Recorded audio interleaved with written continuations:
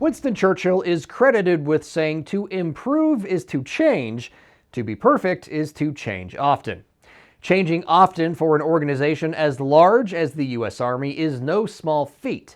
But if you listen to military leadership these days, you'll know change is on everyone's minds, including their commercial partners. Partners who are not only listening, but bringing some new answers to the table too.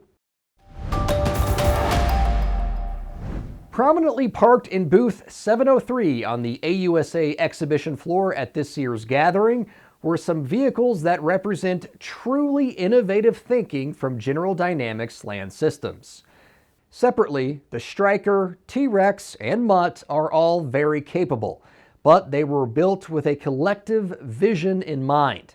It all starts with the Stryker Mission Command on the Move, or MCOTM, taking a traditionally static battle position and getting it closer to the fight. So how do you take something like this, how you distribute the assets within the command post, and then leverage assets that are unmanned, maybe perform functions of reconnaissance, they might be performing functions of disguising the command post by making it look like, from a signature perspective, that it's not where it is. So that's the idea of the Mission Command on the Move. Jeff Massimilla is the Global Vice President of Engineering, Design, and Technology at General Dynamics Land Systems. He says it's all about creating multiple advantages for a crew of up to 6 soldiers. How do we take unique ways of generating power? How do we take the things you're going to talk about on the Mut XM over here, where I can make the command post look like it's in a different spot than it is, and integrating that all into a singular identity so I can really keep the Army safe or the customer safe when they're out there and they have to set up that command post.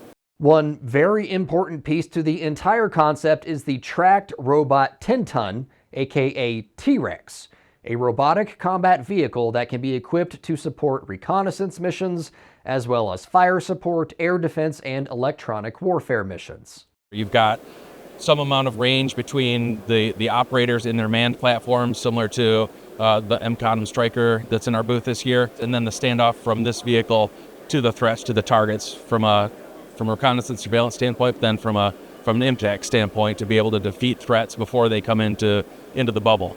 If the TRex sounds a little familiar, that might be because we recently profiled it as one of the machines the Army is considering for its next robotic combat vehicle. Chad Malek, program manager for General Dynamics, says the platform's benefits are numerous. I mean, you'd be able to keep soldiers out of harm's way, create that extra time and space and standoff, create options for commanders so that they can dedicate their resources to the most important tasks and let these systems do the things that are more mundane and more dangerous. And that brings us to the Mut XM. General Dynamics says it's the newest member of the multi-utility tactical transport robotic vehicle family, built for a variety of missions, like walking a robotic dog to wherever soldiers need eyes on a situation but don't want to be exposed. It's a soldier's best friend, right? You know, Mutts are the best dogs, and this is the best robot for soldiers.